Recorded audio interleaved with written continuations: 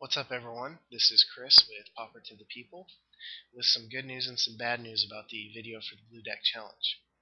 Bad news is that between everything I had recording, Skype, Reaper, obviously recording our match, it all proved to be too much for my poor old laptop, and it decided to dump the video and not record it properly.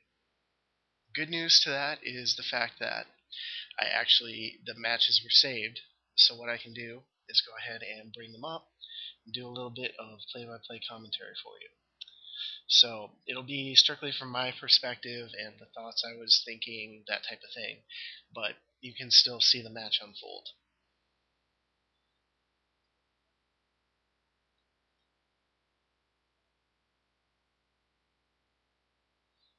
Matt obviously gets to go first. Decides whether or not to take a mulligan. I'm quite happy with this hand, in fact. I know that Matt is more of an aggressive deck versus mine, straight up fish type deck, but what I see in here that I really like is I've got the two islands, which are, of course, a good start. I've got the Preordain, and I've got the ability and the resources to play a counter spell against something aggressive. Something less aggressive, I can still curfew it. So I'm quite happy with this hand, and I keep it. Matt mulligans to 6. I keep. Matt keeps. Plays an island. Pretty straightforward.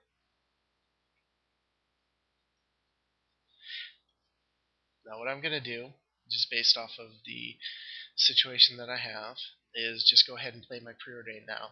I'm not hurting for mana or keeping a one-lander, but it doesn't hurt for Matt to kind of think that I'm playing loosely because I don't view him as a threat.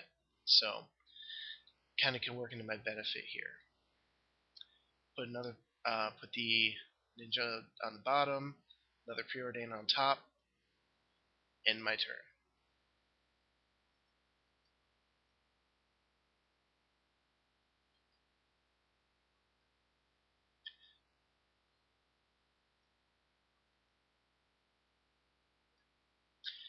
Matt plays Cloud of Fairies, doesn't untap 2 of his lands, passes back to me. Sitting pretty good here. Again, I've got the Spell Stutter Sprites, which are great for their own form of removal. So I play my second island, keep the mana available for Counterspell, pass back to Matt.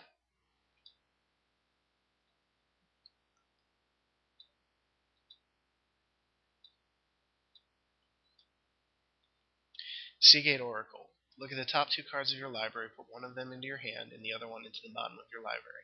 Knowing the type of deck Matt has, he seems to be not on an ideal situation right now. He should have already had, for instance, a Flare Husk, a Phantasmal Bear, some sort of bigger creature, or a cheaper creature out already and trying to hit me in the face. So I'm going to keep him in this state of not having any sort of board presence. I'm going to go ahead and counter it. That ends his turn. Passes back to me. Another curfew. Go ahead and play out a Preordain. Put the Shinobi on the bottom since I already have one. Put the Deprive on the bottom. Basically, I'm just kind of throwing caution to the wind, trying to get another land, which I succeeded in doing.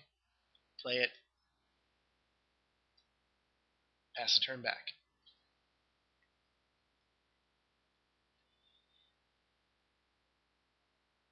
Perilous Mirror. I don't view it as a big threat. I can play around it. It's just a little dude that, as long as I don't kill it, or Matt doesn't kill it on his own with some sort of way of doing that, it's not going to do too much damage or disrupt, my non-existent board state at this point.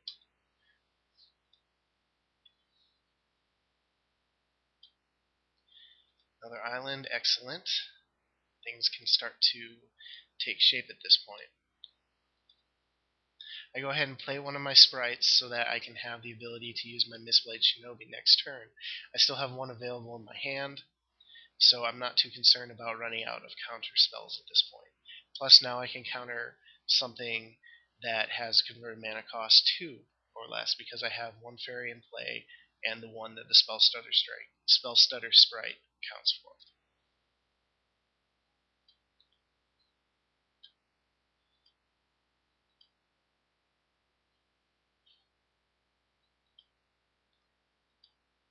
Matt swings in, probably hoping for a trade or, just turn his creature sideways.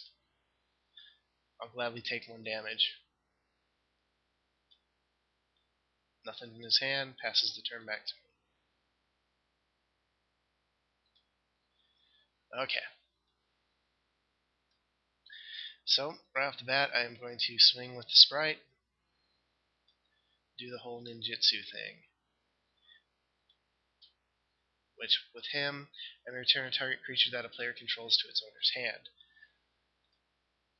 Nice little bonus, get rid of Mr. Perilous Mirror.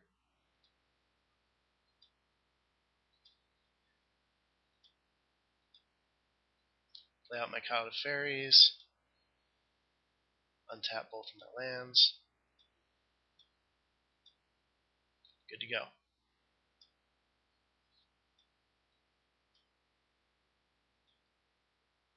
Phantasmal Bear. This guy is, honestly, he is a beating because I'm not dealing with a lot of creatures that can block effectively against it, and being an illusion, Matt's more willing to just throw him out there and just beat in because the smallest little thing can take care of it, can remove it from the game. So I'll go ahead and use Spell Stutter Sprite to cancel that.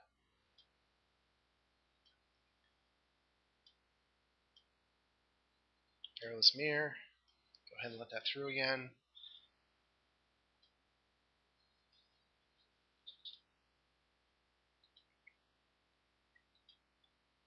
Okay. Curfew.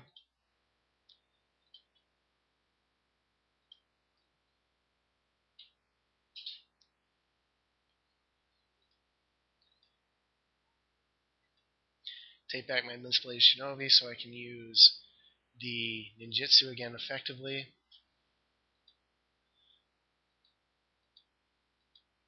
Swing in for 2.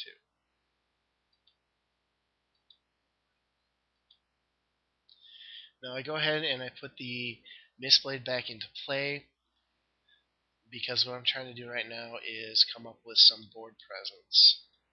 Go ahead and put Cloud of Fairies back out. Untap 2 lands.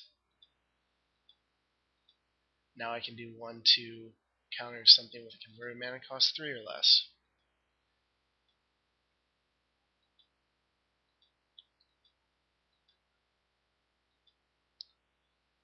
Inkfathom Divers obviously cost more than what I can afford to do, so I just go ahead and think twice, just kind of freak him out because he sees me tap 2.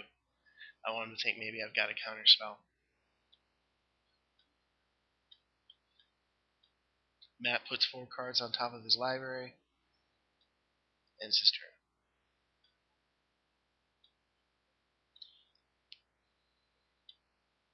Go ahead and curfew that Inkfathom guy.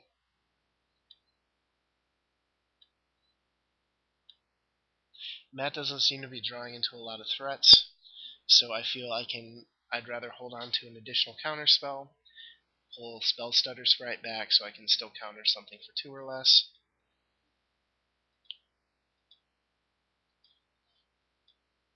Swing in for 2.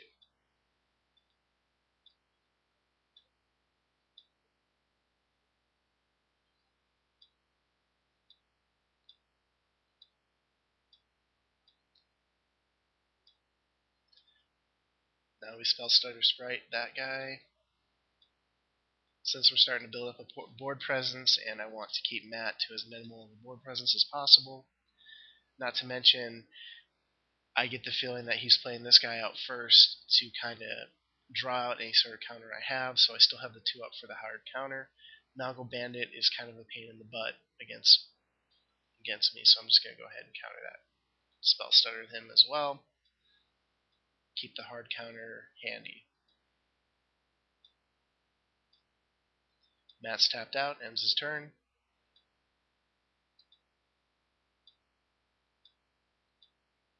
Swinging for 4.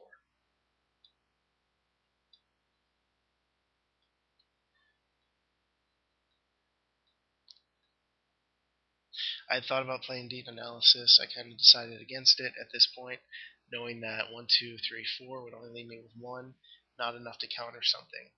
And Matt's got enough mana on the board that he could be potentially playing something big.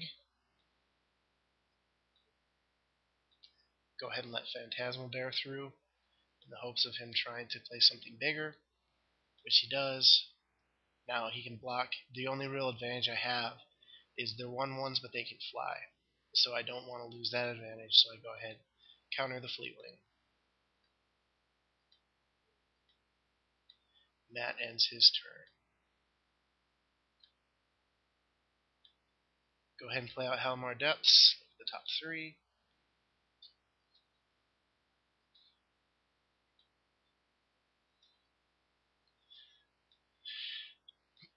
Excuse me. Swing for 3 again.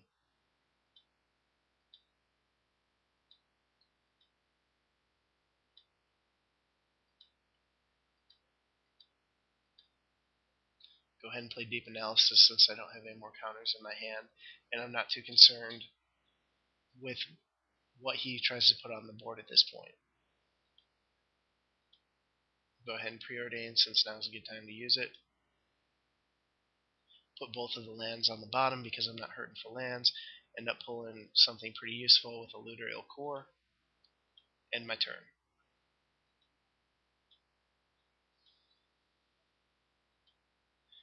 Hexproof Boggle has to get through.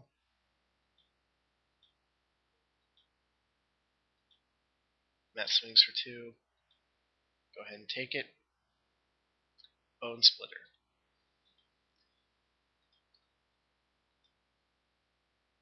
Great time to get it and great use. Go ahead and equip it to one of my flyers. Bash in again for 5.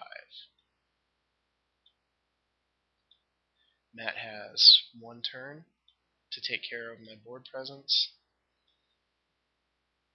I go ahead and play my core too in case he does something to the guy that's equipped. I can still equip to the core and hit him next turn.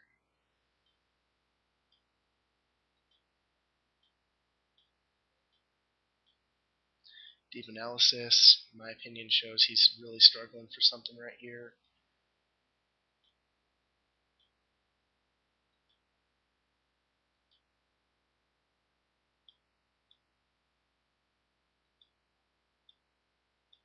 Swinging just because he can. Go ahead, take it. I'm not too worried about my life total compared to his. Ninja of Deep Hours. Always a good card to have.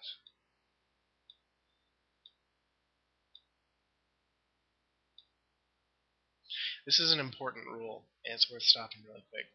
Just because your opponent's at 3 life doesn't mean you should only attack in for the 3. What you need to do is he's playing mono blue. If I didn't know what deck he had, mono blue, 2 islands untapped. There's a lot of stuff he can do to kind of mess up me trying to swing for alpha. I've got 2 ways to deal it now. If he's got 1 spell, he can kill my Bone Splitter equipped guy, still take 3. If he kills one of my other guys, it's still going to do lethal.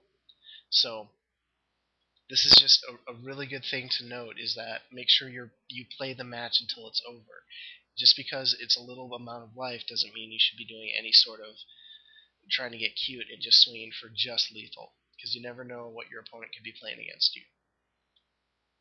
Swinging with the Alpha Strike. Beat Matt. Round 1 goes to me. So I'm going to stop this and post up a new one.